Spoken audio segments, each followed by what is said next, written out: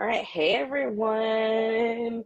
All right, so we are here again. It is Gay Magazine's second annual Love on Life series where we kind of spotlight queer couples and their stories and what they're all about. So, welcome to everyone still joining. I know you see the reflection of my glasses. I'm kind of blind, so I'm going to be taking my glasses on and off. Just bear with me, okay? Yeah. All right. So, for everyone that's joining, how about you guys just kind of introduce yourselves really quickly? You go first, babe? You want me to go first?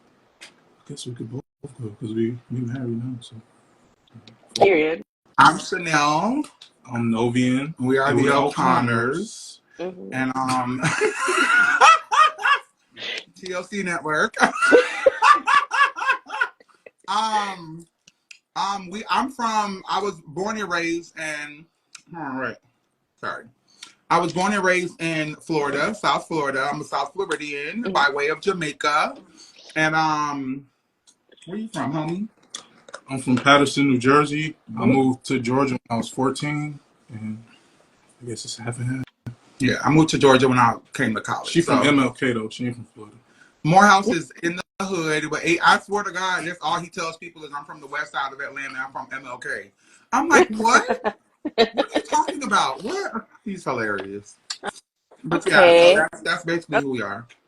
Okay, and I'm Juhi. Hey. I moved to Georgia or Atlanta, the States, 9 years ago now. Oh, that You sounds crazy to say. moved here. You moved right from Jamaica. I did. I Wow. did. Look, I'm tearing I up. was listening to the last couple and I was just like Jamaican, Haitian. Mm-hmm. Yo, I was so beautifully touched by Mm-hmm. them and seeing how they managed to mesh cultures because Right. I know in Jamaican culture that's like a no-no. It And really I is. have family members who have married Haitian descendants and it just went left. Right. Really bad. So that was very touching to see. It was beautiful. I actually got emotional watching it because I was doing my makeup upstairs and I got emotional. I'm like, Mm-hmm. wow, like you hear about people coming to America and then like, acclimating, but you don't hear Right. about somebody coming straight from Jamaica and being able to come here and find love. That was so beautiful to me. That was so Yeah, it's and we're gonna touch on it a bit later on in the live, but for sure, culturally, coming from the Caribbean is always interesting, especially when you identify as someone that's in the queer community. So, right. we're gonna circle back to that. Don't worry, we're gonna Okay. get there. So how did you two meet, and how long have you been together? You want to tell them? Or me Did I talk text you before? first? Or We I met can't on remember. I think she texted me first. we okay. So I guess tonight is the night of the dating apps because we met on a dating app. Right. POF. Plenty of fish. I was moonlighting there Hmm. as a as a single as a single lonely trans person, trans woman. Hmm. I wasn't on there tricking people now because the girls be on POF be lying. Right. I was very open and honest, and I just was looking for friends. I wasn't even looking for nothing because I'm gonna be honest. Before I met him or got into the dating world, I just didn't think it was Right. possible for me to have a boyfriend. I Mm. really thought the possibility was hookups and sex parties and But we didn't do that. We actually sat down, watched a movie. yeah, Ordered food. I ignored him in the beginning. Yeah. No. I ignored him in the beginning because something in my spirit, She thought I was a big player. So no, he was a big player. I ignored him. I totally ignored him, and every day for maybe 2, 3 months, he just kept reaching out. Hey, are you not going to talk to me today? Hi, hey, Hmm. and I would be like, boy, don't you have a girl to go deal with? Don't you got girlfriends? Why are you bothering me? Right. Like it was just that's how I treated everybody. And then Hmm. when I finally did decide to like let him in my Hmm. life and start that process, he had a girlfriend. Oh. so no, good. He had a girlfriend who I said that was my that auntie. was his auntie I didn't tell her. because he didn't have a car. Just when they say Atlanta trade, like how the trade be, they ain't got no car. Back then he didn't have a car, so I gave him a ride home one day. He was like, "Oh, my auntie lived here," and I was like, "Oh, okay," but he ain't invite Oh me my inside. goodness. And he's Jamaican also, and Jamaican people Hmm. are just a little bit different. They would be like, yo, I'll come inside, use the bathroom, get some for drink. Like, Yeah. it's warming. And he Mm-hmm. was like, you could drop me right here. I said, oh, okay, bye. Period. And one of the times I dropped him, but it was no sex. We weren't doing anything sexual. It was just straight up. It was nothing like that. One day, which movie we watched? Bring It On. Queen Latifah. We watched Bring It On, then we watched Bring It On the House. He fell asleep for Bring It On the House. So one day I I love that decided movie. to stay because I was like, something's off. He's very mysterious. I don't want to end up dead. Because that's the narrative of trans A girls lot who of date trans women, yep. men who are Mm-hmm. like, into women or trans attracted. So I'm like, he's not gonna kill me. Mm-hmm. And my parents, I don't have anybody in this particular space, so he ain't gonna make me feel like I'm the next victim. So I stayed in the parking lot, and that's when I discovered he had a girlfriend. And I just asked him. I was like, well, thank God I didn't have sex because you would have made me the homewrecker. And then I would hate you forever. Well, it wasn't no homewrecking. We was in an open relationship at that point. Oh, Who? okay. With my girlfriend. Oh, you, him and the girlfriend. So I wasn't. But that was actually on the way to break up. Yeah. I was like, and to be clear, he's my first relationship. I've had a lot of boys in my first ever real serious relationship. I've had guys that I've talked to that I thought was my boyfriend because we had lots of great sex. And you could be really like feeling some type of way the way a man treats you in that moment. But then when you have guys who, and the thing about me is I've never been one of the girls to feel like I need to, show my boobs and, get dressed up. Like he came to the house, I'm in a bonnet with no makeup on. And I was like, I'm sorry if you had this expectation of me, but I'm nobody's fantasy. Right. And I set very clear boundaries from the beginning. And I think he attracted more to that because after I met his family, I realized all of his aunties, they're very much like me. They're very much like, they don't care. They say how they feel. And I was like, you grew up with these people and you're so quiet and timid and they're very like, I'll beat your ass. You know what I'm saying? So, yeah. Well, not nowadays. No, not now. They're older now. But back in the day. So when was this? When did all this happen? Like what year was that? How long has it been since? Is when I first met him. 2015 we first met. So you guys are coming up on 10 years. Then I found out you knew some of my friends. Then I found out I knew a lot of his friends, and I actually used to talk to one of his high school friends. And he was shocked because, Novian has never had like gay friends, trans friends. From what I know, his mother was an advocate of the community. She passed away when he was 14, but he was a big advocate. So he's been around diverse groups of people his whole life. But I think for him, it was almost like I was nervous, but he was just very much like, just be yourself. Like, you don't have to do all that extra. I was like, and I made it very clear in the beginning, like, I'm not looking for a man who's been out there just having sex with anybody. I'm not looking for a guy who's been penetrated. I'm not looking for a guy who wants to suck a penis. I'm not looking for none of that. I was very clear. Because I think a lot of the time being a trans girl, that's the first thing people think is, she got a whatever. He, that's the only reason. Because why wouldn't he want some pussy? Right. That's. So I made it clear. And we just built a friendship and it was hard. I ain't gonna hold you that. It was hard, but here we are. Yeah, we used to stop talking for like 2 months, and then she'll be on my Snap. We broke up 3 times. What you doing on my Snap? And we get into it and be like, well, come over after work. We broke up 3 different times in our relationship. So, like I was like, all right. Okay, so Novi or Novian, Novian, yeah, Novian. So tell me how she just said that you never really had like a community of like gay friends or trans friends or anything like that.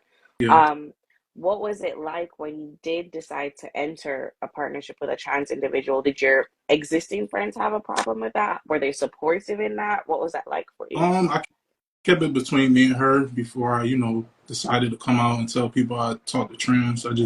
Me and her was just cool. And then when I found out she knows certain friends, I'll be like, I know you know Chanel. And they'd be like, what you mean? Well, he didn't have to come out. His baby mama outed him. It wasn't like out of jealousy and rage and anger. Our connection, she wanted to be. She tried so hard to ruin him. And to my family, my whole family. His whole family, his friends, his homeboys that he's known since middle school, high school. It was hard. So how did you navigate that? How did that navigate? Did that put a strain on your relationship? What was During the that time like? when it happened, or Yeah, during you mean the time it radio, happened. the radio interview, or Well, when he came out. He told me he loved me on the radio? on the Oh, radio in really? Atlanta. Yeah, I was at the B103 WLK station. I'm a publicist, so I'm always Hmm. doing public interviews, Right. and I was asking me, and he's like, "I want to come with you," and he's not interested in what I do for a living at all. Mm, He owns a lawn care company, so he's in his labor field with his shirt off, and he's in that hmm. world. Well, I like some of the stuff. Well, I get the laugh. yeah, he Okay. likes the perks of like, the screenings and being around certain things, but he's not. You Hmm. know how some men They want to be involved. like Latasha Scott husband, Just want to be involved. Hmm. yeah, they just want to Hmm. Yeah, be I like. just fall back and let her He do just that. let me do me, and Hmm. I developed sleep insomnia, Hmm. because I thought he was going to commit suicide or I thought he was going to kill me. And Hmm. I was nervous to go to sleep. I would go to sleep when he left for work. And then when he's at work, I'm like, I know I have time to sleep. Hmm. And I was just scared out of my mind. He Right. lost all of his Wow. friends. Um, and I automatically was like, oh my God, it's my fault. And he's gonna feel one day like I'm not enough and I ruined his life or this ruined his Hmm. life, and then he's gonna do something crazy. So I was so nervous. So it sounds like it was a really, really anxious, like Yeah, filled period of it was time. a Yeah. dark time. I ain't gonna lie. Yeah. Okay. It And did was. it, so do you think that it brought y'all closer together Yeah, at the it was. time? Yeah, for Yeah. sure. Yeah, because Hmm. you have to think about it. He was really out here in these streets. You know what I'm saying? And I was living a hot girl summer life too. But She tried to be low key. Hmm. I'm very, I was letting my boss hang. he was right. And I'm more, he was. Not letting my balls hang. And, I'm weak. and I was, I had a lot of interest from Hmm. people like in the Hmm. industry, Right. talent, music artists, rappers, basketball Hmm. players. And I was very clear with him. Like, look, like, this is what's happening. This is what's going on. But I also don't want to be a statistic. Right. So I'm not going to settle for you. Hmm. Like, we broke up 3 different times, and each time I would tell him, like, go fix yourself. Like, I would literally tell him, like, Do go the fix work. yourself and try Do the work. again. Yeah. You know what I'm saying? Hmm. Go do something right and try again, because Hmm. I'm honest and Well, open. I feel like I was hard headed. He Okay. was, I'm still kind of hard headed. But you're a bit yeah, you're a but bit more open now, do Yeah, you think? Yeah. it take me time to process stuff, and then I say sorry. he listens to And me because I listen. I'm a team player, right? Like, Hmm. if I'm saying something to you because I see something that somebody else from the outside is not going to tell you, I'm your wife. I'm going to tell you Yeah, the yeah. truth. I'm gonna And tell I you. think Yeah. sometimes the truth hurts because he tells me the truth too. And sometimes I will cry, and then I will realize I would rather hear the truth from him Than from than hear the anybody truth from else. someone. And then Yeah, I he get that for sure. explains, this is what I meant by this. So I mean, I feel like when you go through a relationship and you are a trans woman and he lives in or identifies in the cis heterosexual world, Hmm. he doesn't have to face what I face. So he was a learning curve for him to see yeah, my going anxiety, out to the club with her, to the and clubs, to the grocery that was store. new. So Like, I have anxiety. I have to hold her hands because her hands shake. I have anxiety attacks in the grocery store. I have Hmm. panic attacks. He goes to the grocery store now. I'm an Instacart girl now, but I don't think I am. Yeah. I'll be like, babe, could you go get the groceries from the door? But Yeah. for a long time, he was like, babe, you don't have to go to the grocery store. I'll go for you. Send me your list, and I'll send him a list with the pictures. If I want something, he will go get every specific Because thing you that I wanted. have to be specific like that. You do, for sure. Yeah, because he'll buy the cheap brand. And some things you just can't buy cheap brand. You got to buy Yeah. the real brand of certain things because they Yeah. change your taste. Hmm. And I didn't realize how much of an attentive person he is Hmm. or how he was. So I was just like, okay, well, why is he really like going to the grocery store for me? I'm independent. I've been on my since I was 16 years old. I'm not used to nobody doing nothing Doing for anything for me you. Yeah. at Hmm. all. So him coming into the picture, I have to learn not to be so alpha Right. and allow him to lead. And Yeah. that's why we gained all that weight. And he gained a Really, lot of weight. He because gained like over maybe close to what, 70 pounds? I was almost 300 He was during almost COVID. 300 pounds. Wow. He went from like 160 I to Oh 300. eat my. like 5 times a day. He Eat was, donuts, Krispy Kreme. and then one day I was like, "Why are you getting so fat? Like, you were skinny when I met you." And he was like, "I'm in love." I was like, "What?" So we did. Don't lose your sex appeal So now, okay? I don't want. Don't lose we your sex definitely. appeal, but I saw the snack video on TikTok. So Novian, tell me what is it with you and She this told me this so. snacking little boy, situation? I'm snacky man. Yeah, yo, me What can't is buy that? nothing. Yeah, me can't buy nothing. Me can't buy nothing. It done. It done. It done. It done. It done. It done. Soon as it come, it done. It done. No. I fall asleep with I mean the liquor bag. Novian, what's up? Like talk to me. You saying what's going The on with the snacks. Mm-hmm. snacks? I only eat one box. Or A I got day. like bag. A That's night. that's the minimum. It ain't no serving size. I ain't finna eat 5 chips and put the bag up. Like who does that? Man, the Oh, family It size. says serving size. Who really It says eats serving per size? serving Who size. eats serving size? Children.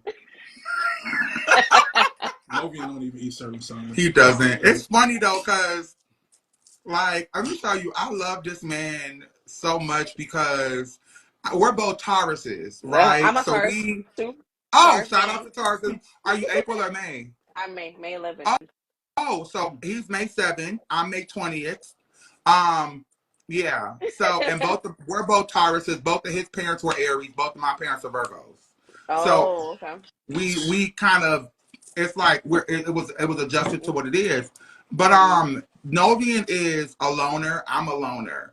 And it's so Mm-hmm. crazy because we're in a relationship. Like he's really the love of my life. He's my best friend. Like he Right. really is like truly my best friend. But I still like to be by Mm-hmm. myself. So the best part sometimes is hearing him say, "Baby, you want to watch a movie?" And Mm-hmm. then he'll literally sit on the couch with his box of snacks, and maybe 5 handfuls later, he is out. Nah, don't say that. I be watching movies No, he now. be out for the count. I be He'll watching watch movies. the first 20 minutes. Done. And like the After other night, that, we was that's it. watching Raising Kanan, the season finale, 16 minutes. I'm like, and I be looking too, because I know him. He be like, "Hey, you going to sleep?" I know him. I know everything about him. So Mm-hmm. I love him because he is very much like a non-problematic person. You know what I'm saying? Mm-hmm. He's very non-problematic. Even I always tell people we've never really gotten into a big That's one. argument. Where we're Wow. like yelling and Mm-hmm. screaming and we don't practice that. I think the other day we got in an argument on whether or not a certain rapper was a part of a drug gang. Mm. And this was like 6 o'clock in the morning and we were going back and forth and he got mad, stormed upstairs, slammed the door. And then the next day was like, I love you too. Like, Yeah. we argue about other people's stuff. You know what I'm saying? But when it comes So. to us, we just always seem to be on the same page of Mm-hmm. what we need to do. And we also have a 9-year-old. So we're Yeah. parents. So Yeah. it's That's Yeah, also full time. that's gonna take the priority. Can you come over Nope. come over a little bit more? We want to see y'all together. All right. So question. What was if you had to put it down to three, just three each? Uh-oh. Oh, let me gotta reinvite them, guys. Hold on. Don't know what just happened. I'm All right, sorry. we're We're trying back. to adjust the camera and it You zoomed up. I'm sorry. you're okay. I'm gonna ask you. By the way, guys. It's good. It's good. You're good. Y'all are able to everyone that's watching. You are able to ask questions, and we'll go ahead and review some of those questions closer Go towards ahead. the end. All right. I do see y'all commenting. I'm putting it in, so we're gonna get to that in a minute. But for the both of y'all, I want each of you to tell me the first three things that or the first three qualities that attracted you to each other. Um, I would say the independence is the main Mm-hmm. thing. The cleanness. You know, you grew up with Jamaicans. She's not a dirty girl, so that attract. I'm like, oh, she got a clean house. Okay. Uh-huh. She's disciplined and independent. So I think those are That's I'm a three also things. solid. great. She said three. Oh, she said 3. Okay. Three things about Novian. He never made me feel fearful. Mm-hmm. I felt Yeah, safe. that's I Yeah, big. felt when very. we out and about. I feel Mm-hmm. safe with Novian. Like, and I'm a tall girl. I'm a stallion myself, but I feel very safe when I'm with him. Like, Mm-hmm. I just feel safe. That's one. Loyalty. He's very loyal.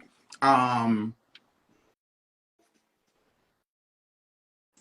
and honestly, I would say the way that he parented his father, the way that I saw him be a dad. Mm-hmm. bad. I was like, oh my God. Like, you know, sometimes you see a different version of a man when you're dating them. Yeah. And you see them with their child, and you're like, there's that's in there.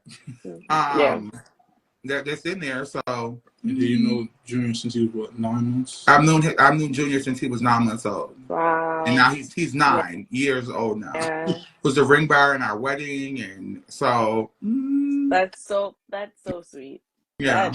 That is extremely sweet. Wow. And I think that's wonderful too because especially first of all, let me say with the cleanliness thing. I don't know about you guys, but growing up, you hear living in Jamaica, cleanliness is close to godliness. You have to make sure you keep everything clean. Just don't play. When I met him, I was like vacuuming every day. Even Mm-hmm. now home, like in our home now, every night before I go to sleep, I wake him up from the couch, go upstairs, and I vacuum, I wipe down, I clean. The Mm-hmm. mostly my couple little things in the sink, but other than that, I'm like, I don't Gotta play clean with up. roaches. I'm not a fan of roaches. We don't deal with roaches. Mm-hmm. We deal with bugs. We don't do none of that. So But also, I think it's really important too, Chanel. You said that he made you feel safe. He still makes you feel safe, oh and yeah. I think as queer people, finding that in a partner is so important because that the world out there is very much like against us. They're not for us. So to be able to find a partnership where you feel safe, I think that's huge, and I think it's wonderful that you guys have been able to find that with each Yeah. other. You know what I'm saying? Yeah. So, okay, speaking like since we're there, tell us one way that um your partner made you smile this week already. I know it's only Tuesday, but name one way that your partner made you smile this week. Really? I don't Really? think we can discuss that. We probably think about the same thing. So, you get the hint. We good. Okay, all right. Yes. When I wake up in the morning time. I'm weak. Oh my So, God, yes. We have great chemistry, I will say that. And I don't know, I'm always like, we will text each other 4 or 5 times a day. Like, I love you too, I miss you. Like, we're still hmm like high school students when it comes to that's that. Like, we don't, it's sweet. like he'll be gone for the first 10 minutes and he'll be like, I miss you already. And it be, when he comes home, it's like you feel it. Yeah. You feel it. You know, you feel that chemistry. And that's something I've never felt before. So, hmm and then sometimes he comes home, he won't talk to nobody. It be like that. And I'm like, all hmm right, No, I still speak. It he'll just talk, but the energy they just be look at my off. face. They be like, "Oh, you're in the mood." I'm like, "Oh Right. no, hmm I'm But I chilling." be, you know, in my mind, I be like, okay, well, go ahead, go take a shower. And then once he showers and he I'm comes back to normal. I'm down, back to normal. he back to normal. Yeah, Mm-hmm. sometimes you need to decompress. So Yeah. Novian, I've a birdie told me that you like battle rap. Is that Hmm. yeah, Battle rap. You said yeah. a who? A birdie told her that she liked battle rap. Who? A birdie. You don't know who the birdie is. It's a birdie. A Like, birdie told. oh yeah. So what is it that you like about battle rap? Is that something that you guys like I connect with or think it's the like the delivery of it. Like they'll tell a mm-hmm, story and they be talking about the person. They talk about your mom. There's no rules. Like mm-hmm. WWF. Like go for the juggler. Okay, It's, cool. it's in an Is art form. is there any other way that you decompress? Is that a part of like how you come home, decompress? What I does go that to look the like for gym a you? lot. I go to the basketball courts. Mm-hmm. I just came from the gym like before this, and she was like, "Why you went to the gym?" You know, I'm like, I'm not gonna stop my Because he routine. came I'm home still and coming laid home on the on time. couch. Took a shot. I took a bath. And And she I'm like, like, 10 minutes before I'm the like, interview's I supposed got to this. start, he in the bathtub with candles and bubbles, just It's, soaking it's in the Monday. Epsom salt. And I'm looking at him like, It's Monday. I'm not you mad got at the work self though. care. I ain't mad at I'm it not mad. either. Let me tell you something. My husband has taught me a lot about self relaxation because I don't relax. I'm hmm always, You don't calm. On he's very calm. I'm a publicist. I'm a crisis manager in the yeah, so daytime. you're on go I'm mode like all the always time.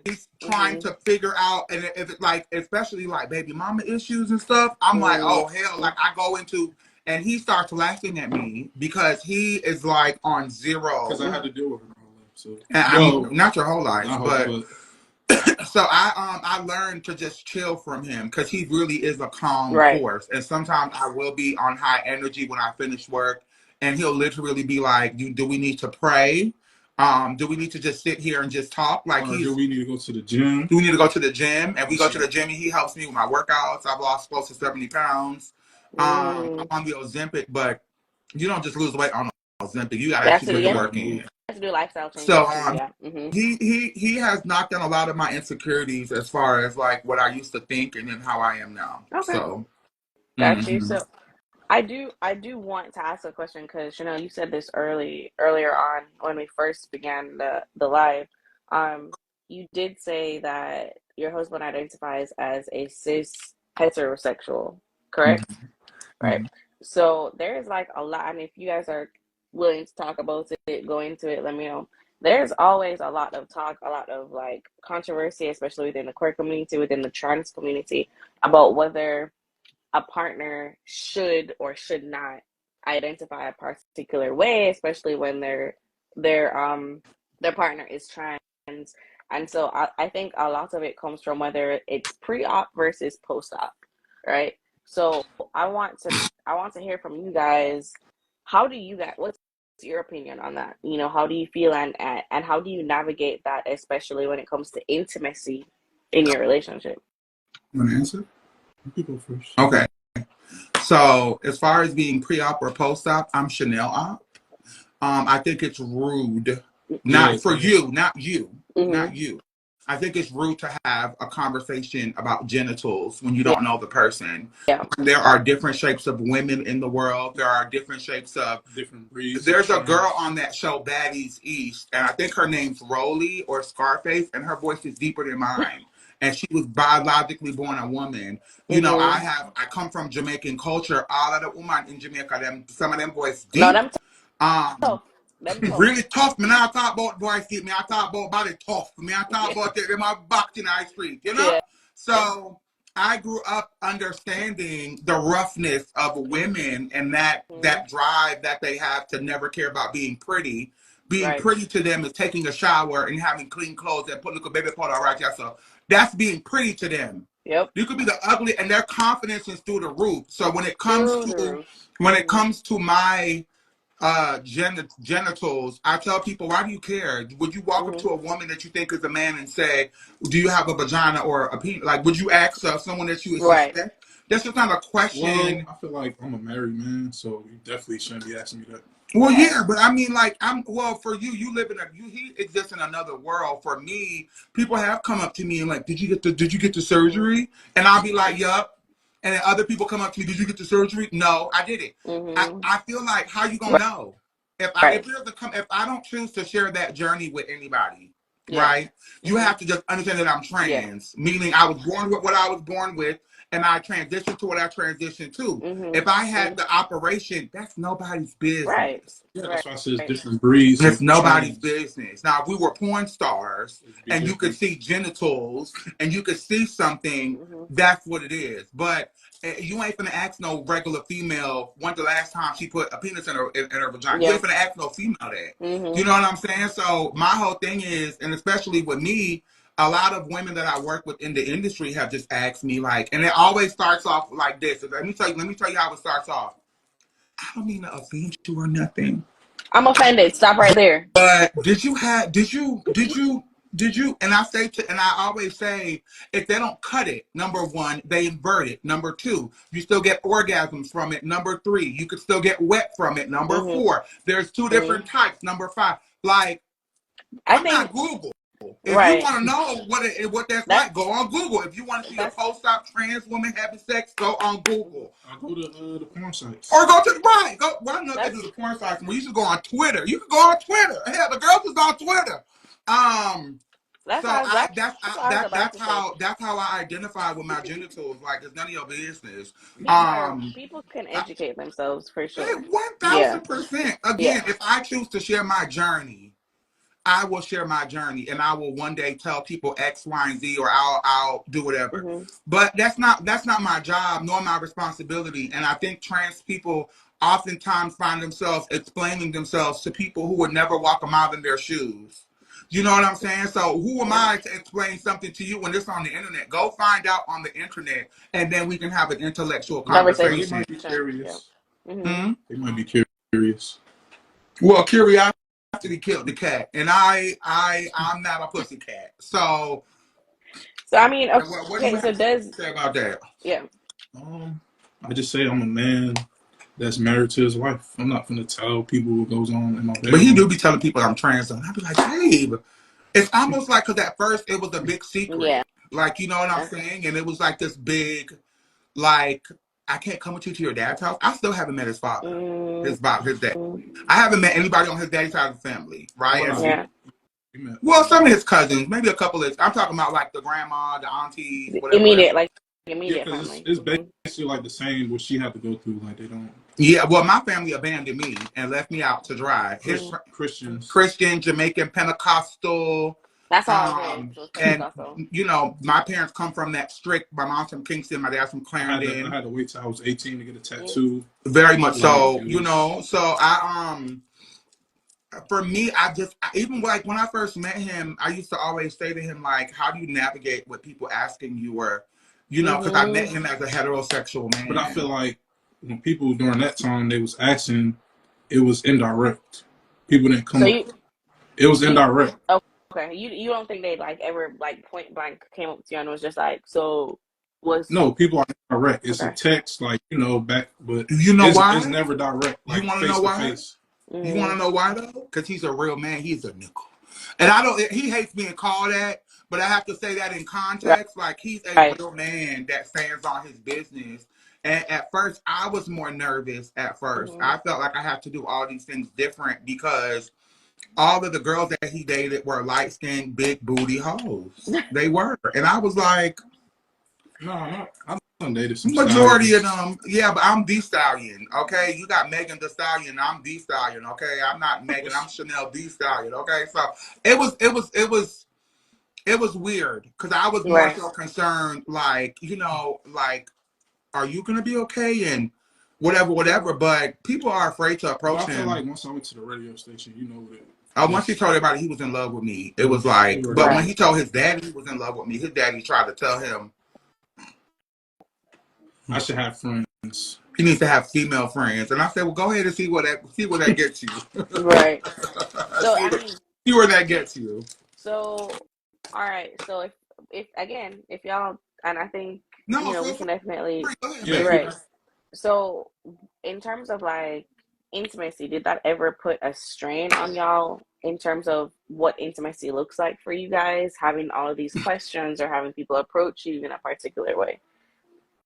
I'll speak first and let him talk. My husband has, even earlier on, he's never seen my privates.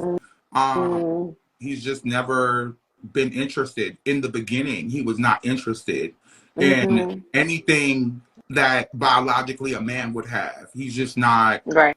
You know, some guy, let me tell you, and I would date guys, right? And I would tell him this. I would date guys who would be like, man, I'll never suck dick. I'll never do that. And then I'm sitting there like, well, good, because I don't want you to do that to me. And then we have an intimate moment, and that's the first place they grab for. Some of them are gagged, you know, when they grab down there, because I'll be looking at them like, you expected to see something else, huh? So some people are gagged, like, oh, I thought you was, you know, the full package with what's the full package? You're talking as if I'm a product that I'm on the shelf. My husband has never made me uncomfortable. I think he's the first man I've ever been undressed fully in front of, like just being not caring. And at first, that was like the first time in Florida you really. Yeah, like just didn't care. I used to be so self-conscious, but we have sex like every other normal couple would have sex. We have great sex. And he is a dominant man in my sexual life. There's no dominance for me in the bedroom whatsoever. Okay, when you say pussy cunt, I am pussy cunt. Okay, and that's how I married a man. And I tell him all the time, if my husband came home one day and say, I want to try sucking some dick, I'm gonna say, well, you can try the divorce court, for sure. And and it's not saying like, oh, no, I may be open to the conversation, right? But I just, me personally, I'm not attracted. I'm attracted to men who like women, men who like biological women. That's why she had to bring up the BBWs and the fat pussy and all that. Yeah. Yeah, but I mean, you know, my opinion is this. You are a man. Mm. You married a woman. This is your woman. She's your wife. You know what I'm saying? Like that's my perspective, and that's all I really Oh care. no, but You know what people I'm try saying? it. I'm sure they do. If Yeah. people, I I'm had a sure they do. friend who came to our wedding, a gorgeous wedding, by the But way. they try to get me in a way. They really be trying to like, oh, let me go try to talk to So, Novian is friendly with mm, people. And there was this mm-hmm, one particular gay guy who was like kind of semi-feminine, whatever. We was cool. We ain't cool no more. Because mm-hmm, I realized after I got married, I stand on business for my family and I'll cut a bitch off in a heartbeat. Because you're not right, gonna play with me and mine, you're not gonna play with my son, you're not gonna play with my husband, you're gonna play with my dog, my cat, or my household. right, So he made a comment that was so what's the word? Ignorant. mm, He was like, mm, well, how is he straight if you're a man? Basically, is what he was saying. And right, I said, bitch, were you at my wedding? He was like, yes. I said, did you see me come down the aisle in a dress? Yes. Did you see them pronounce me man and wife? Yes. Do you see female on my ID? Yes. I'm not debating with anybody mm-hmm, in this world about my gender. I'm right. not. And If you want to debate, you're going to have to there is debate no debate. yourself. I'm not debate. Let's debate the politics in school. Let's debate African American history in school. Mm-hmm, Let's debate the politics of trans people, but I'm Uh-huh. not debating my human life. right, I need therapy for real. Right. We do. He's in therapy. I'm in therapy. You know, I got him into life coaching. I got him into stuff because he had to change a lot of the ways that he think too. mm, Because inadvertently, a lot of his friends were transphobic. right, A lot of people around him is transphobic. People in his life now are still transphobic, and we both have to make a healthy, conscious decision whether or not right, we were gonna, Just love people from a distance. yeah. Because who mm, finna sit? I'm almost 35. But you want me to do what? I don't have to go through this with my mom, my papa, all of my family, them, and I go grown up. Somebody said, "Fix my wig." Sorry. Um, I love. Hey, if you see something I don't see, let me know. Because the girls be that's sitting here true. laughing in your face, honey. Let me go ahead and fix her. Mm. Show them the So, all right, ivory so braids. from Oh yeah, I got dookie braids on here. Not dookie braids, but they Iverson braids, child.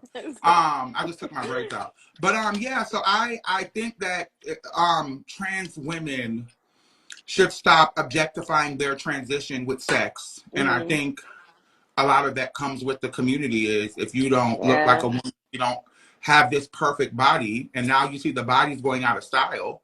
Um, mm-hmm, Nobody wants that. If I was one of the girls who went and got a whole bunch of plastic surgery, I haven't had one lick of plastic surgery.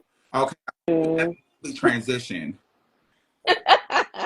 I've only medically transitioned. You know what Yeah, I'm saying? If I would have went and gotten, he's been with girls that got plastic surgery, and he makes mm-hmm, fun of them. right, So if I Well, would have, no. It was the guy. Like when he got the surgery, the boyfriend left her when she got the surgery because mm-hmm. yeah, he's into the. the penis.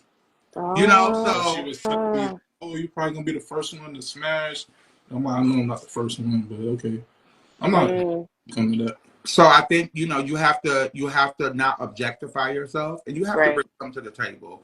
I heard somebody say earlier, "Who's the breadwinner?" We're both the breadwinners. Yeah, we have Um, joint bank we have accounts. everything is We're joint bank married. accounts. If I make $25,000 on Monday, and he makes $10,000 at the end of the week, that's going in one account, yeah, and we're spending it as if both of us made it.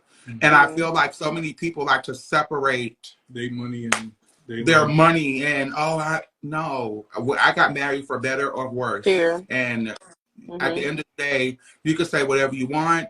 Um, you can say however you want to say it. I personally believe in partnership, and I feel like yeah, when you have a husband, not a boyfriend, or when you are married and you have a husband and you guys share a home and you guys are raising And not children, a trick that's taking care of you. right, or not a trick that's taking care of you. Nothing wrong with that. Like, you know what I'm mm, saying? Nothing wrong right, with girls who get taken care of. But when you are a wife mm-hmm, and you have a marriage ceremony, you actually get married and you actually commit yourself to this person, right, everything is fifty yeah, fifty. There's no breadwinner of everything. I have a more public career than he does, and mm, he has a beautiful lawn care company that he enjoys and makes great money from. yeah, So, and there are times, also be clear too, there are times where I didn't bring in no money. I work mm, in the celebrity world. Celebrities are the most brokest people in the world. They are. I got some uh-huh, stories for that right, ass. You know what I'm saying? So there'll be times where I like have to go to him and say, babe, could you work extra or can you, do, and he will go and without asking no questions. You know what I'm Mm-hmm. saying? Like he buys me gifts without me asking him. He brings me flowers randomly on a Tuesday just because. Mm-hmm. You know what I'm saying? So every day's Valentine's. We ain't worrying about. yeah, So I really do feel like that. I was about to get into that too. Do you guys have plans for Valentine's Day? How y'all We got a feel? 9-year-old. Well, you could tell her your favorite gift I got you. Since Yes, she gonna go bring ahead, up tell the us. Valentine stuff. My favorite gift for Valentine's? You told me the other. Well, overall, what I got you. My purse? Mm-mm. My my The, Pandora bracelet? the animal. The who? The animal. Oh, he got me a cat. Hmm. A kitten. Oh. I Her was name trying to replace one of the pets, her but name's Lexington. I had a cat when I was younger. This man really listens to me tell Mm-hmm. stories of childhood. I had a cat when I was 12. The same year Aaliyah died. That's the same year my parents sent me to a boarding school, all boys boarding school where I was raised. And Mm. before I left to go to the boarding school, I just remember it was a Siamese cat, and I was like, please don't give my cat Mm. away. My father, Jamaican people, they're not like puss. Puss them, so that's how it was. And when I came Mm-mm. back from the school, he gave my cat away. And I was Oh. 13. I'm gonna be 35 this year. And he remembered that and literally went for our anniversary and got me, well, a month before our anniversary and came back with a calico, beautiful Oh. calico cat. That's And wonderful. I appreciate it. And for Yeah. the comment saying you're a man, oh, find something to do. Why thank are you. you here? Thank you. No, let him be here. Yeah, Thank you so much. got the Thank trolls in you. there that got nothing else. Thank you. Thank you so much. Right. Thank you. I love you. I love you. Blessings. I love you. My So, husband is a man. Thank you. mhm. Look, Oh, that's hilarious. Listen, I'm all it's about love and light. I don't it's live in. I don't. I tell people all the time, we don't live in the hood, honey. You know what I'm saying, girl? We live in the suburbs with the Caucasian rich white people. Okay. Um. yeah. So I Hmm. I don't subject myself to this, Hmm. Yeah. social media. But I love when people say crazy things about me. I love Right. it because I feel like that's ignorance. It is. And Hmm. whenever I meet an ignorant Absolutely. person, that's always an opportunity to Hmm. educate. But I'm not their mama or their grandmama. So play with the right one. I'm still from Lauderhill, Florida, and I still will bust a cap in your ass. I told you. Okay. That ain't no MLK. That's Lauderhill. That's 33313. That's 954. Okay, don't play with it. See, I'm a sweetheart. I don't like fighting. I don't Hmm. like doing none of that stuff. Hmm. But I don't play about a lot of things. I don't play about crab legs. I don't play about my husband. I don't play about any Jamaican dishes out there. I don't play about food. I don't play, right? Hmm. But if you try me, you can't get mad when I cut your head off. Right. You Yeah. can't. Yeah. Because you. And if you got to hide behind a fake profile on the internet to tell me how you feel, then we can't see eye to eye. Because I'm a grown Right. up. If you see me in the Hmm. grocery store and say, "Oh my God, your voice is so That's why I deep," said it's indirect. right? Right. It's never just like, So and okay. people do have questions, but I'm like, what? What? Do Google. do you guys think then that you face a lot more microaggressions then Oh, in terms of like when it comes to your relationship? Do you feel like it's more of that and less of let me ask directly, let me educate myself? Is it more of just like weird comments? Is that what it's more of for you guys, microaggressions? I wouldn't even know because I don't read Okay. comments. I Um, I I personally, I be in my own world. I'll call him and tell him, "You see this? Oh my God!" He'll be like, "I don't care about that." Like he's very like, Mm-hmm. I don't. They don't live in my world.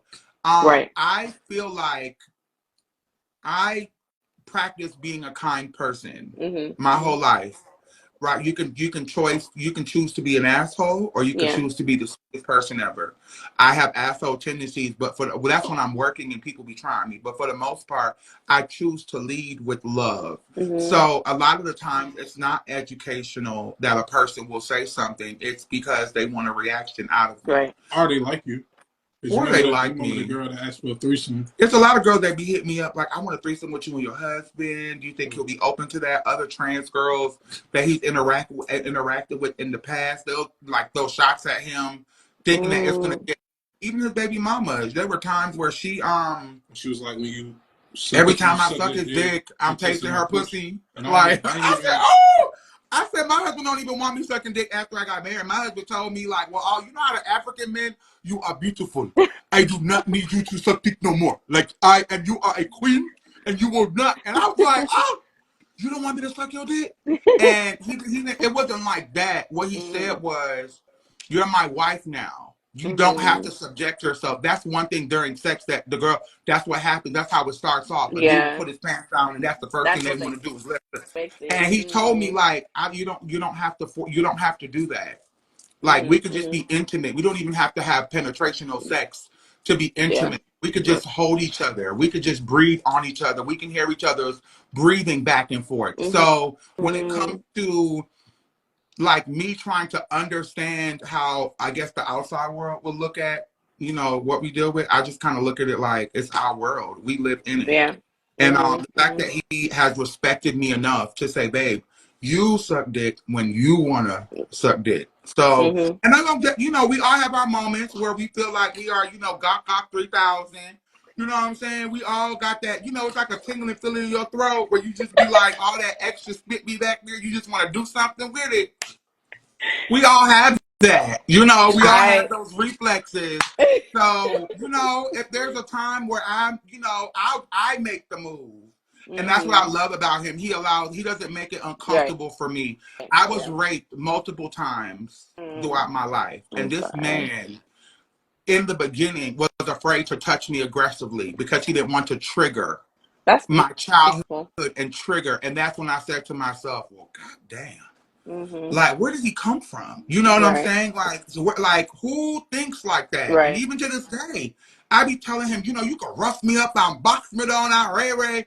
And he just be like, babe, you know, I wanna be mindful of your energy because of your. And I'm like, oh, okay, we could just sit here and look at each other. Okay, beautiful it thing because, you know, it it is, really and I think the more and more that he shows me, it's like I don't know what it feels like to be in love. You know, I have had every important person in my life from childhood basically throw me to the wolves. You know what I'm saying? Then I moved to Atlanta, a city that kills wolves. You know what I'm saying? And then I, you know, have to navigate dating. You know what I'm saying? Navigate dating or, you know, navigating certain things. And it was hard. It was really hard navigating certain things, and to have him now, I feel like I wake up in the morning and I can focus on what my dream is. Like, this is the first time in my life where I could chase my dream. You know, I did kind of quit my actual career, not quit it. Money's right. I'll do it, but I stopped operating in full capacity, and, you know, I'm chasing my full-time dream of being a full-time television producer.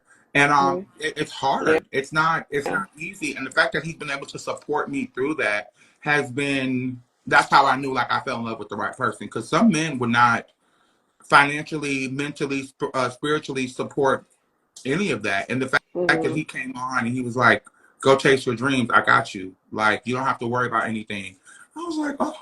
So I had to, like, you know, become a pussy a little bit because I'm, you know, I'm independent. I'm not used to, you know, in my mind, I'm thinking like he's gonna take everything I got, and he's pouring so much into me. So I think I pour into him too.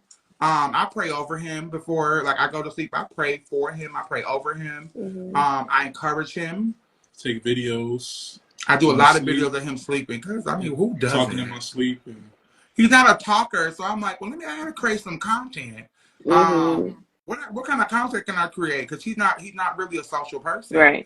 He can be social, but I was like, let me go ahead and get some. And that's when it started. I have like maybe 20 more videos of him eating snacks on the phone. So I'm just creating a little series on TikTok. The numbers are starting to grow. I don't know nothing about being no influencer, but, you know, if the opportunity presents itself, we're gonna be influenced, you know, with snacks and sleep. So yeah. So yeah. All right, Novian, what is your favorite way that Chanel shows love to you or displays love or affection to you? What's your favorite of all time? That she showed to me?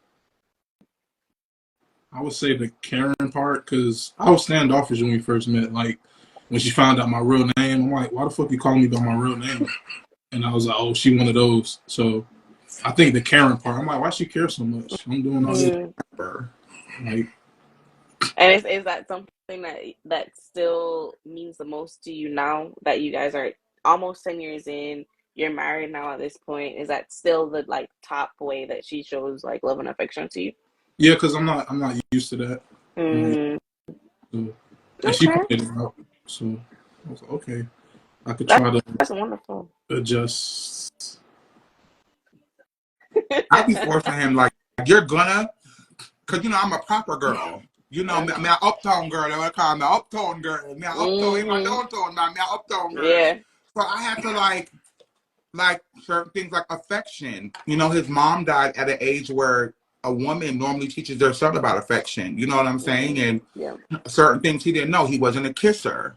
You know what Mm. I'm saying? He wasn't like an intimate person with roses. And I had to tell him, like, look, my love language is acts of kindness and, you know, just doing random things that I'm not expecting. Right. But I'm a very simple person. Like, if I want a Chanel purse, I will go and buy a Chanel purse myself. I don't have to Right. ask him for a Chanel purse because that's for me. And I think a lot of girls are predicated on, well, he bought me a purse.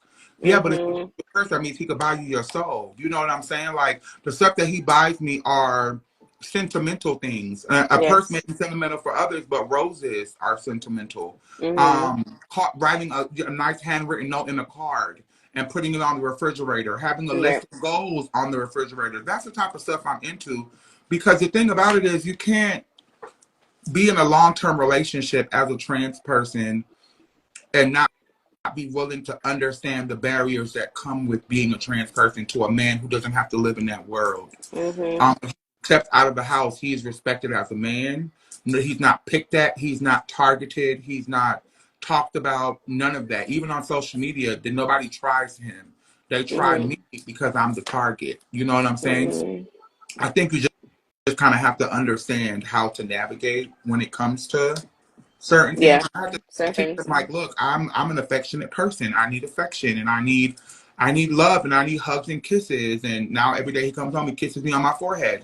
Now a day goes by where he kisses me on Mm-hmm. my forehead. Like it's so those moments that means everything to me. Because Yeah. it just does. I don't know how to explain it, Mm-hmm. but I've been through a lot I of mean, pain in my life. So that one yeah. kiss on my forehead solidifies like who's my Mm-hmm. person. I don't have to go looking for somebody to love me. I don't have to search. You Yeah. know, and I'm sure we get on Yeah. each other's nerves because I'll text him like, "I'm getting on your nerves yet?" He'll be like, "No, I'm getting on your nerves." I'll be like, "A little bit." And he'll be like, "Oh, I'm sorry." And then it's funny though. It's like Yeah. it is what it But is. But that's real, you know what I'm saying? That's two people in a relationship navigating life, navigating all of those things fact. together. So someone in the comments or in the questions asked a very, very important question. Oh shit! And this is very important to me too, so I need to hear your answers. What is your favorite Jamaican dish to eat? Dumpling and soup, like a hot I soup. love chicken foot soup. Chicken I can eat foot that every day. soup. I haven't had chicken foot soup in so long. So I have a favorite. Oxtails. Well, Mm-hmm. I stopped oxtails heavy because I got burned this weight, but some oxtails, My favorite. plantain. My favorite Jamaican dish, and this is a true. Well, for me, being an American, but being raised in Jamaica, I tell people that all Yeah. the time. Like, I was born in America, I was raised. This is my go-to dish. You ready? Fried chicken with curry chicken gravy over white rice with a salad on the Oh, I side. forgot about the rice. That's it. Mm-hmm. The rice with the Yeah. kidney And beans. Jamaican fried The look chicken. at the little Not box no. food where you get in Yeah, up box on food. the corner. Yo, when I went to Calabar, there used to be Mm-hmm. a lady out by the fence on Redlands Road, and Mm. she used to sell box food for $300. Small box food 300, big box And food 500. the some can't I last mean, because so much food. the big pack of food, big one, big thing Mm-hmm. of food, and just I used to get so I never got tired of eating that, even when I was in Jamaica. So In good. America, the places down here, like when I go to New York or Fort Lauderdale, because we try to go Yeah, back twice a they year. got footprints in Got Brooklyn. Footprints. One of my favorites on Brooklyn Footprints. They Mm-hmm. have Donna's in Fort Lauderdale, one of my favorite. And I know Donna's family. We grew up, like her family and our family grew up. Oh. Yeah, because my father's a pastor, and he used Mm. to pastor, so we do a lot of people in the church. Like Yeah. everybody knew who I Right. was. I couldn't go nowhere without doing something bad. Like, damn, okay, you gonna tell my daddy? Because you gonna wait till after church to go tell him that you saw me doing something I was supposed to do. So, but growing up, my father never cooked fried chicken. My father was like one of those, like, what I say, real deal, like, just like nothing outside of what he was used to. Like the pork, like go out farm and kill pork, kill the oil, pig, you know, like that type of stuff. Like Right. the pig and the cow and the pig had, like, not pig, goat head soup and manischwata. So I have a lot of different dishes, but if I'm in Jamaica, it's definitely manischwata or chicken foot soup, cold foot. Manischwata is so good. It's it's the flavor. You can never find anything else in this world like manischwata. Like manischwata, man. Are you hungry?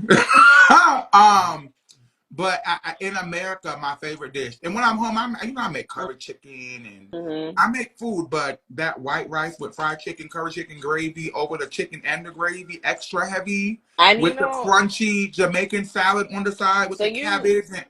You mentioned Calabar, and so you're probably, do you know St. Andrews, St. Andrew High School for Girls? Yeah. In Hertfordshire.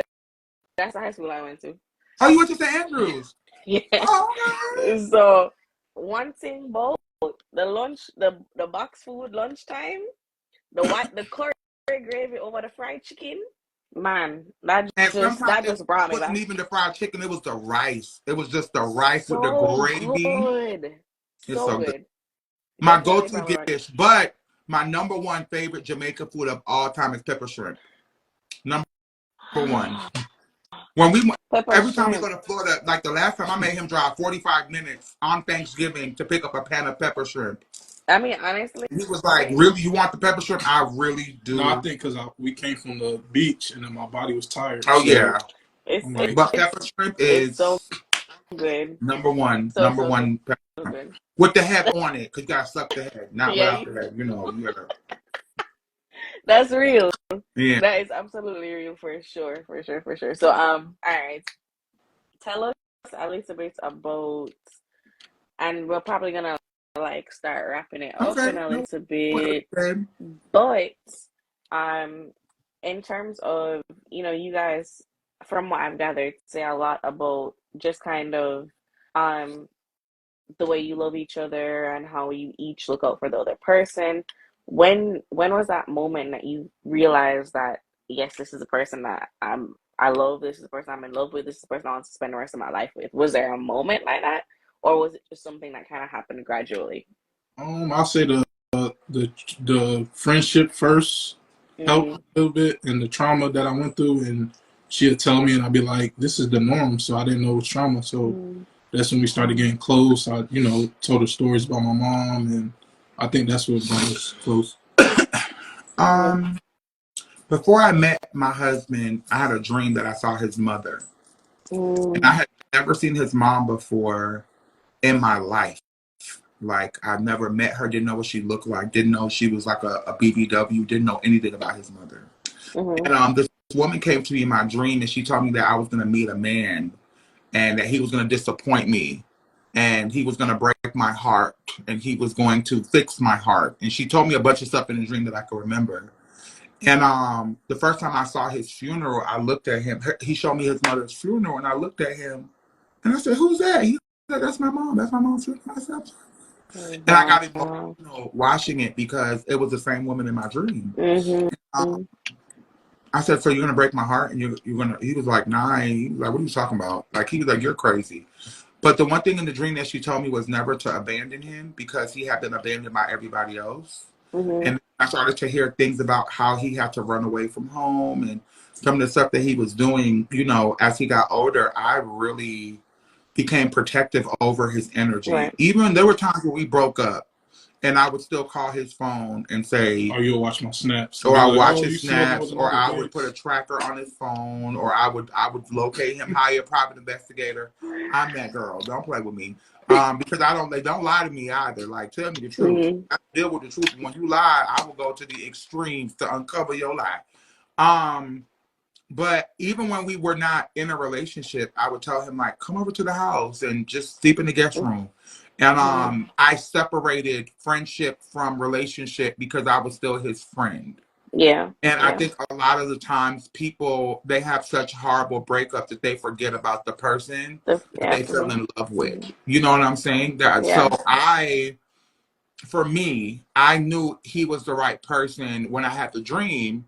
But when the dream started to manifest, he did break my heart. You was looking at my tattoo of my mom. Yes. I was asleep, and you'd be like, it's weird having sex with you, your mom staring. Right. I'm like, oh my God, your mom's looking at her face, her face is on his arm, and I'm sitting over here like, you want me to do what? You want me to ride? What? And I'm looking at your mom. So like, I was very much like, I was a respectful person though, and I didn't represent myself in a different type of way. I gave respect, so I wanted the same respect. And I think the moment that I knew is when this man broke my heart. He did. But he also fixed the heart that he broke. And I think a lot of the times people get their heart broken and they move on to all these relationships that don't work out. And then they have heartbreak after heartbreak after heartbreak. They're trying to find the same person. Yes, they're trying to compensate. And then they get to the fourth or fifth person. You know what I'm saying? The fourth or fifth person, and they have nothing left to give because they're depleted. They are depleted. Yeah. They have nothing left. So I told myself, my mother got married when she was a virgin. She was. She was a Jamaican. You know how Jamaican missionary girls are from the city mission church. Yeah. Like, you know, they're all white, church. And I told him, like, I'm not gonna have multiple boyfriends. If this don't work out, I'm done. Because I could do bad all by myself. And I'm gonna be honest with you, even before I met him, my career had me all over the place. I was never home. You know, it's a sacrifice now because I have a kid, and I try to make sure I'm in his life as much as possible because he needs to have parental figures. Right. But I personally said, Lord, I don't know what you got going on, but this man broke my heart. And of course you try to move on. You start talking to other people, but he found a way to fix what he broke.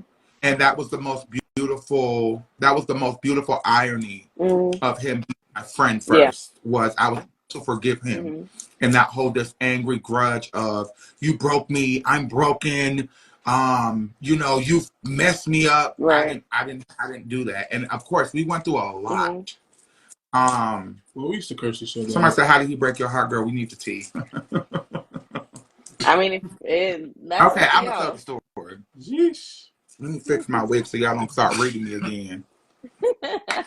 When I met my husband, right, I put pressure on him to set his intentions because in Atlanta, and he's not from Atlanta now, but back then, in my mind, guys will like you until they're done with you, and then that's it, right? So I had to set my intentions with him, and I do think the first time I was just too extreme for him because I'm like, I need a Christian, someone who prays, someone who believes in God, something like, you know, I went through all of that. So the first time it happened, he cheated on me. I hired a private investigator, and I found out he cheated on me. And I'd never had my heart broken before by a man, ever, ever. And I remember I was living with my cousin, and my little cousin was like, what are you going to do? I'm like, I don't know. What am I going to do? But I had a private investigator. I had pictures. I had cell phone receipts. And he wasn't just cheating. He used to tell me, he'd be like, oh, yeah, I know all the texts in your phone. Yeah. And he used to think I was going through his phone, but I wasn't. I didn't. I was able to get a subpoena for records. See, if you're smart, you can subpoena phone records. You know what I'm saying? And have him sign signatures in his sleep. Quiet as it's kept. So when I found out, he wasn't cheating with like one person. It was like multiple, him trying to communicate. And I think, I'm going to tell you what I think it was, or I'm going to tell you what I know it is now. My husband has never dated someone in the caliber of me as far as career-wise. And I think that my husband probably thought, like,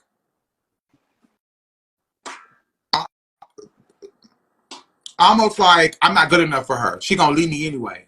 You know what I'm saying? He has the mentality of looking at himself as a fuckboy. So, and it did, because he had no reason to cheat. He had no reason to talk to nobody else. The people that he was cheating with, I knew damn near all the girls, on the trans side and the female side. And I was like, really? And I felt bad for him. Right? I felt bad for him. So I cried for 14 days and I told God, I said, I want to see what this heartbreak feels like. I'm being very intentional with me crying. I want to feel what my heartbreak feels like. So I cried for 14 days and then I didn't talk to him for 2 months. And then he came back around and he apologized and we started back dating again. Then he cheated again. But see, the second time I was smarter than a fifth grader. The second time he cheated, I was like, well, if you cheat, I'm going to cheat too. So I went out and cheated too. And I wouldn't even call it a cheater, girl. I think that he didn't realize that y'all got your hoes in y'all roster. Trans girls got a line of them. You know what I'm saying? And he'll be the one that you least expect, right? He'll be the one that you be looking like, oh, I don't never fuck with no trans. Yes, you would. Yes, you would. I was showing him people. He was like, what? That's your man. Showing him text messages and pictures, sex videos. Like, I'm showing him, like, and we're talking about top tier rapper level stuff. He'd be like, what? I'd be like, So the second time it happened, I had this mentality like, look, I'm a trans person, right? Who am I to be all stuffy like some of these girls be? Like, oh, my heart is broken. And he took everything from me. And I'm the victim. I said, oh no, bitch, I'm not the victim. There's some dicks I want to sit on too. And there's a lot of men's out here that look better than my husband. The same way he think it's bitches that look better than me. And I told him, I said, well, if you cheat on me, I'm gonna cheat on you. I didn't even sugarcoat it. I said, if you cheat, I'm gonna cheat. Like, and we're not even gonna be together. How about you cheat and then I'm gonna cheat and I'm gonna break up with you afterwards just to show you don't play with me. And then the third time, that's the first time I ever seen him cry. Oh yeah, we cried in the car. No, we cried in the house. This is in Riverdale. The third time. We went to Nuke. He was like, what you crying for? Oh, he was crying the third time because I told him, like, I'm not going to keep doing this, right? I didn't want a boyfriend. But I'm willing to invest in him because we're friends and we've been around. So I'm willing to, okay, if you want to make things work. And so the third time, he was like, what do I have to do?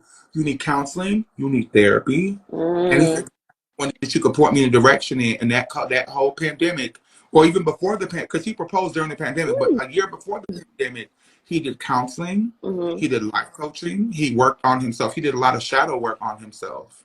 And he's a totally different person now in hindsight. So I say all that to say, like, I saw in the comments, somebody said, like, how do you forgive someone? You have to give people grace. You do.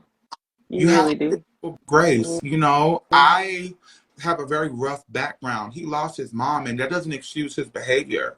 You know what I'm saying? It's not like I was like this broken, battered, bruised woman that stayed in a relationship. No, every time he did something fucked up, I cheated on him. I mean, I'm sorry, I broke up with him.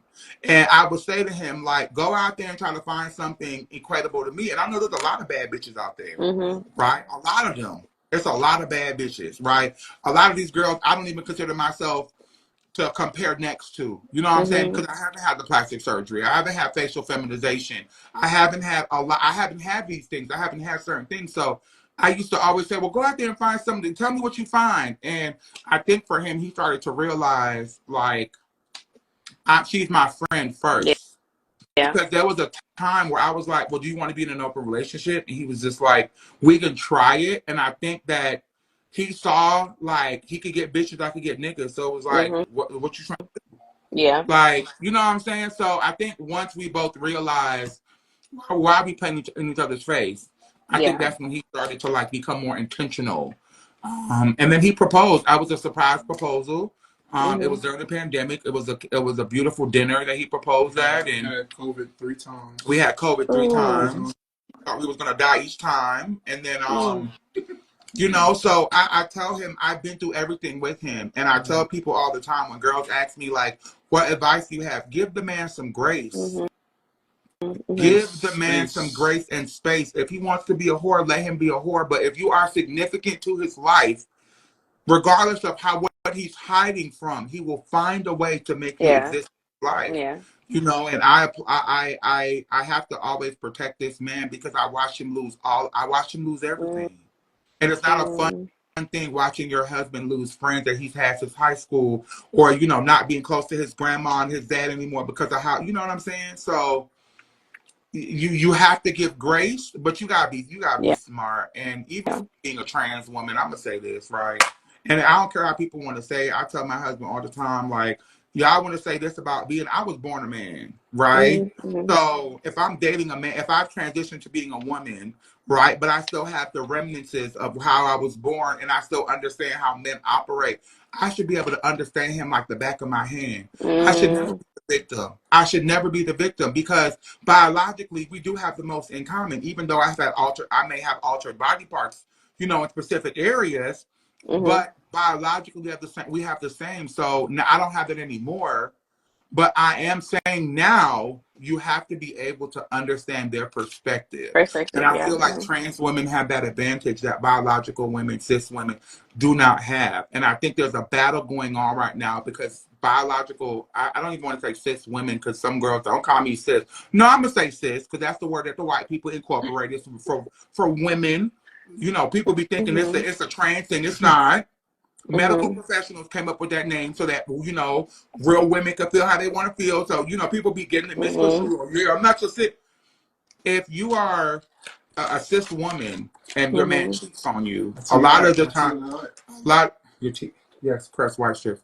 A lot of the time, a lot of the time, what happens is when you're in a situation and you're dealing with the individual and a cis woman, they become the victim. They do. Mm-hmm. They become the victim. Yeah. I was never the victim when something bad happened because in my mind I was just like, Just take our break and come back. we just take our break, and if it's meant to be, it's meant to be. Did I have sex Yeah. in between our breaks? Sure, I had great sex. He had great sex. Well, I don't know, his sex was great. I know I had great sex because the guys that really wanted me, they didn't want me because I was like a video vixen. They wanted me because I was an industry person and I carried myself with a certain level of class. And I Mm-hmm. was also very Yeah. independent. I'm not coming to your house. You're coming to my house. Mm-hmm. I'm not picking you up in your car. And what I used to do with certain guys, I would call them an Uber. I call them a black car. Mm-hmm. Just for them to know you coming to a bad bitch house. You know what I'm Mm-hmm. saying? You ain't Yeah. coming to no dinky dinky house. You gonna respect me in this home when you walk through the door. Yeah. So I think that when you come through that and then you realize like, what was I doing all that for? It wasn't revenge, but it was almost like, well, he could go cheat, I could go cheat. So now without we're Yeah. It's married, we don't a even talk about that stuff. yeah. I Like think it's the maturity level. People not mature mature. to Yeah. even Mhm. navigate certain stuff. Yeah. But things happen though. For Things sure. happen and you have to be okay with facing things that as they come. But Yeah. if you're a trans woman and you're dating someone and you have to give people grace. Yeah. You have to give people Absolutely. grace and you have to allow them to grow. Y'all want these men to come out tomorrow and claim you and be, on top of a mountain. But then the first opportunity that he doesn't bring in a check that month, you want to shit on him because he ain't shit. You know what Yeah. I'm saying? Nah. Like, It doesn't work that it way in doesn't partnerships at all. work that way. Mm-mm. Real love is predicated on long-term effectivity of how you love the person and how you allow that person to make Yeah. mistakes. So I allow Yeah. him to make as much as mistakes as possible. He's not making those same mistakes now. Because I gave him grace, and he knows now, like and somebody says men are providers. Well, my man married a boss. And I'm so sorry. Like, my man's a provider for me, but he married a boss ass bitch. He married someone who was already established. He married someone who had already went to an Ivy League college. He married someone who had already completed several years of school. He married someone who already had an agency. He married someone who already had her shit together. So if Mm-hmm. he's a provider, then what am I supposed to reduce myself to? Yeah. And you shouldn't. And in my opinion, any a marriage, especially or any partnership that's worthwhile, is not gonna force you or make you feel like you have to reduce yourself to accommodate the other person. They're gonna meet you where you're at, and Facts. you're gonna navigate that life together. You know what I'm saying? If today I Mm-hmm. have 100 and you have zero, I got you. Or if you have 70% today and all I have is 30, that's what I'm I gonna got you. give. We're gonna meet each other there. You know what I'm And saying? Like we that's what always, and we partnership are, and is. again, there have been times in my career where I have not think things have been hard, especially during the pandemic. And this man got up Yeah. every day and worked. Hmm. If he had to drive Uber, he would do it. If he had to drive extra, whatever, he would do anything extra if he Hmm. has to outside of what he does entrepreneurially. So that whole man is a provider for you. He's a provider. Bitch, I'm an independent black Jamaican trans woman. Bitch, you got it fucked up. Okay? Like, no. Hmm. I Hmm. provide, he provides, we provide Together, together. together for sure. So, all right, I'm gonna do one last question on my Oh, I see end, the and then we'll give. questions too.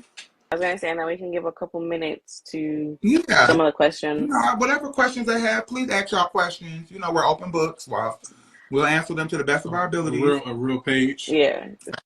So my last question for you guys is, so what's what's something on your bucket list that you guys haven't done together yet, but really, really want to? We're fixing our credit so we can buy, buy a house and land. Well, Another that's thing not on my is, bucket. Well, okay, your bucket list. Go ahead.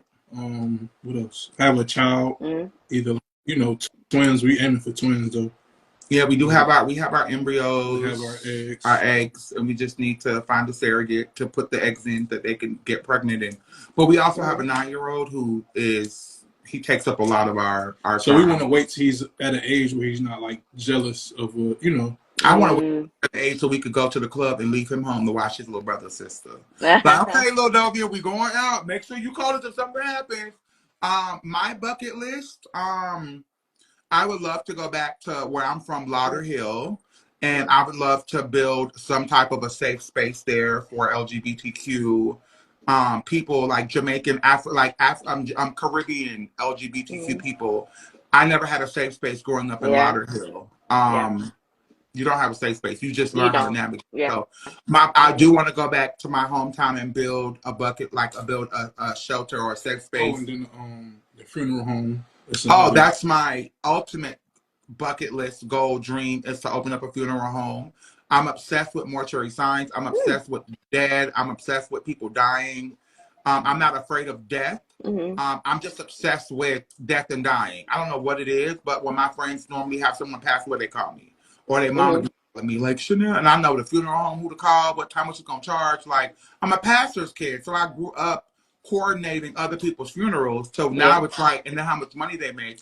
But my number one bucket list item is to die and leave this earth in love just as much as in love as I am when I was on this earth.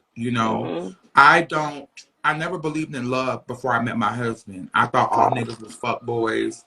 I didn't believe nothing about a man. I didn't believe nothing about, and God saw it fit for his mother, who's an advocate of the LGBT community before she passed away, to send this person into my life and completely change my perspective of how I view life. And that is, you can't buy that. That's irreplaceable. And there have been a lot of people who have tried to tear our relationship down, and I'm here for it always because I truly did marry my best friend. And that's something that a lot of girls can't say. They literally want to fall in love or just be in love for the moment. It's a choice. You have to choose. Everything and love the person that you're with. So my number one bucket list is to be able to die with the same amount of love that I had as I'm here as I have on earth while I'm living. So and I think I want a football team of kids. He wants like a lot of children. We're gonna have them, but the greatest part about having a surrogate is we plan, and I don't see myself being one of those people. Well, we up to having kids and adopting too. Have like 3 and then adopt 1 and then But we're aiming for twins. That's the goal. I saw some questions, but I don't want to touch it down with the thing to go off. So you could pick the ones that you want us to answer if you see any good ones. So I'm looking through some of them, and some of them you guys already spoke to in the live, but one that I think is good is, if you were to name one song to describe your partner, what song would it be? What song? Mm-hmm. Like the personality, Jeesh. For him, it is Cameron. Hey mom, what's up? Cause we gonna get it on tonight. I smoke, you drink, me too. Me too. Cause that's his era. Like he's all like if you talk to him about music, he's all about Dipset, Cameron, the Locks, But yeah. Well, we can't say like music nowadays ain't trash. Well, I would do Cameron that, and there's a song by Beyonce. It's called "You Are My Rock." And I absolutely love that song. It wasn't a popular song, but it's one of my favorite Beyonce songs ever. What song you got, babe? What song best describes me? What's the song you played at the wedding? That was like a. You talk about Beauty Marks, the one we danced to? Yeah. Sierra? Oh, that was Sierra Beauty Marks. Well, yeah, I picked that song essentially because you had me twirl. I'm like, yeah, we can't even. He did twirl me around, and we didn't practice for the dance. I wanted the courthouse wedding, right? He wanted to dum in the church, and I was like, what church we gonna find with an aisle that's long enough to hold me? Okay, so that Sierra Beauty Marks. Okay, that's on song. What else? Rebel Behavior. I feel like ladies saw I Got Your Man and You Can't Do Anything About It. When I first got with him, it was very much given. My man, he told me that he's tired of the shit you got. He took one hit and said my look keep him coming back. Yep. So that's like, yeah. Mm-hmm. Real ones, no. All right. I have another one. So this one's for Novian, specifically. If you were to give any advice to someone who believes that they are attracted to a trans woman but aren't necessarily like ready to discuss it or be open about it, or it's their first time being trans attracted, what's some advice that you'd give them? I would say go through therapy because it'll kind of help because you got to deal with family members, friends dropping, so you kind of got to navigate through it by yourself for a little while, and then they'll come. Like certain family members will come back to the, but you gotta damn near be by yourself for a little bit and grieve all these people you lose, and then after that it's like a numbness. You're like, I don't care no more, and then you'll be able to live your life. So you have to be willing to live in your truth. Because I had a grieving period, like thinking of friends and family. Then I'm like, I can't keep thinking about this. Even through therapy, it was like you gotta block that out your head. Okay, got you. And so and then to follow that up, you're also you're a father, and now Chanel, you're also a mother. How do you feel about talking to your children about being queer and what that looks like? Or he doesn't know. So our son now doesn't know that I'm trans. Okay. He called her mom. That's how we live our life. I'm the man, she's the female. You don't look at it like she's a trans. We have a traditional, normal life. Yeah. Shoes off at the door. Can't climb on the bed with your outside clothes. You know how Jamaicans, we kind of still live that. Yeah. Like. But I will also say, like, if you're going to deal with someone, to a guy out here who's trans attracted, hold on, I can ask some of those. If you date somebody that have real feelings. Somebody that you just having sex with. Don't be the fantasy. Yeah, have like real feelings for the person. Okay. My advice to a guy, even though it's a question for him, you have to treat trans girls like human beings, and I think there's a fantasy thing right now where it's like a perverted fantasy where men want to feel a certain time where they feel they want to feel like I want this and I want this at this moment. That's why if you go on the dating apps, a lot of stuff happens after midnight. They say the freaks come out after midnight, but it's the truth.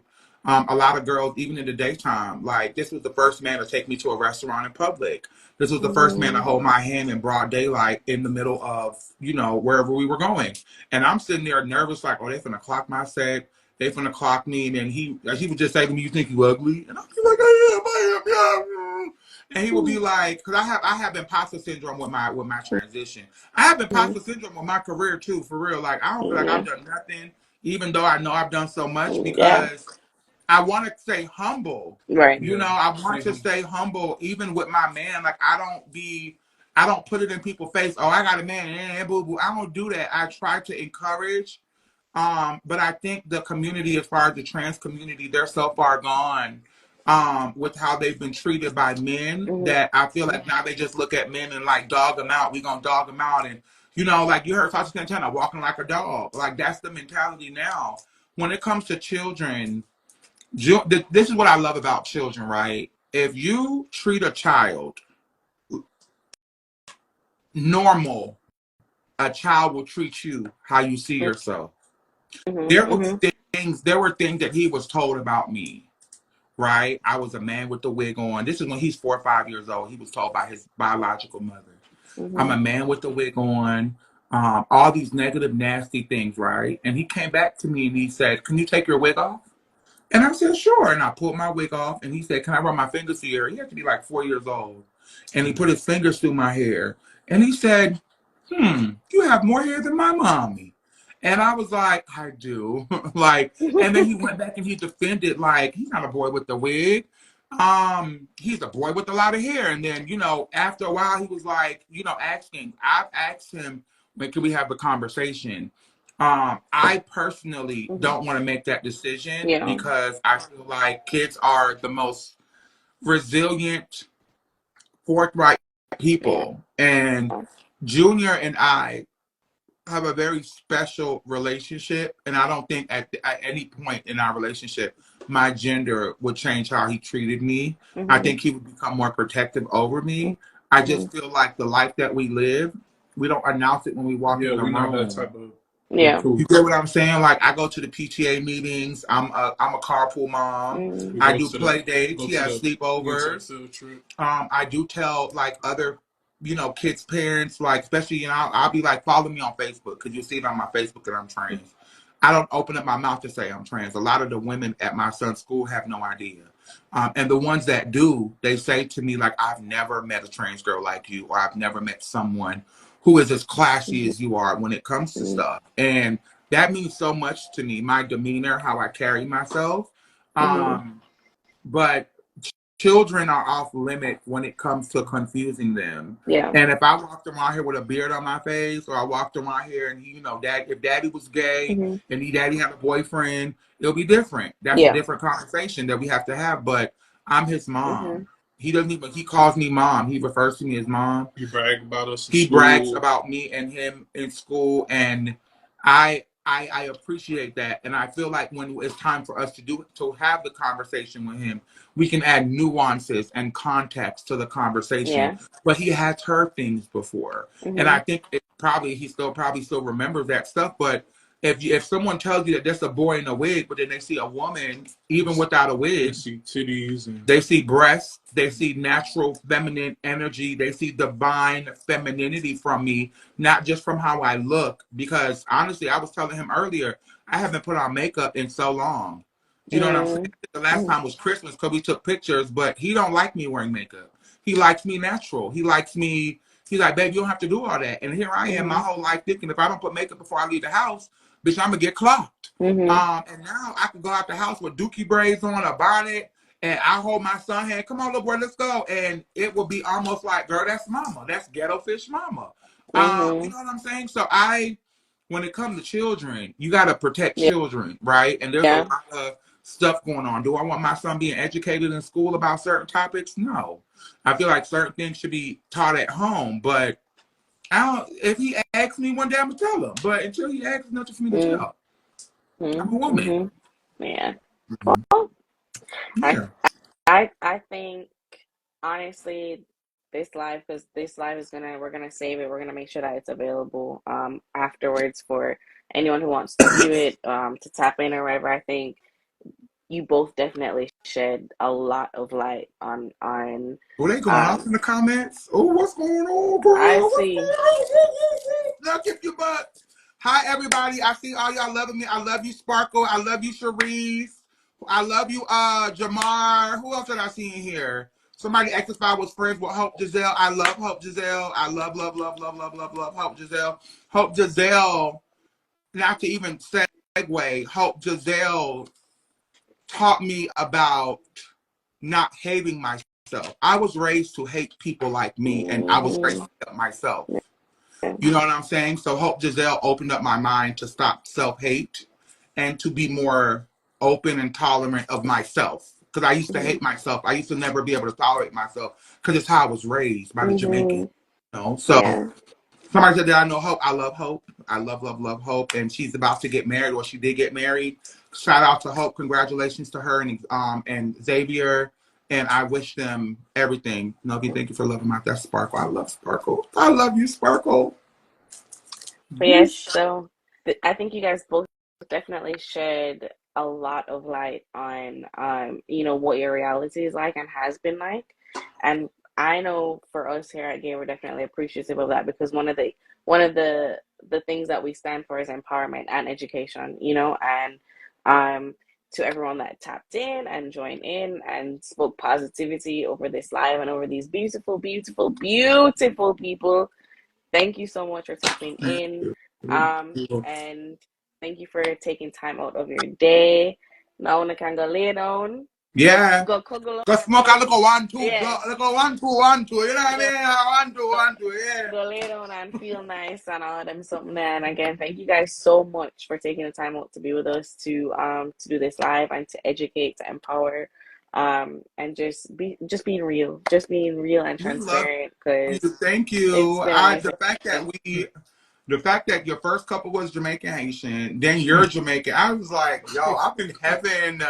When I heard you, I was like, it's no better person than a real yardie get. Like that's like I'm so I go I'm hard for I'm my happy. Jamaicans, even though Yeah, they don't go hard for us. yeah. I go not you, but like you know how Jamaican. In I go general, hard. So yeah. thank you so much. Hmm. Big up from Lagos, Nigeria. Hi, I love Nigeria. Hey, I hope y'all rules have changed. Um, I thank you. I thank you so much, and I for want to sure. also thank your platform for just being open and supportive. Like I it's very rare that you see certain sites that talk about accomplishments, and you guys were one of the first people to talk about some of my career accomplishments in the Hmm. press. And that's absolutely beautiful. It's absolutely beautiful, and I thank you guys because it's needed. Um, Hmm. you know, when the shade room was just around, they only had the shade room. Now you have neighborhood talk that started from a gay man. Now you have Mm. magazine started from a gay man. Continue pushing the boundaries and reporting on things that provoke people. Yeah. Because as long as you provoke the collective, you will always have a collective response to things Hmm. that people are afraid to talk to. So thank you guys. For Thank sure. everyone for joining the live. And you know, if y'all had anything negative to say, we didn't see it. We didn't see And that. we'll keep in touch too. You know, we spoke already. There's some stuff coming up too, so we're definitely gonna keep in touch and we'll tap in some more Yeah. for sure. All For right, you sure. guys. Have a good night. Thank you. Have a good night. Thank you Bye. guys. Bye. Mwah.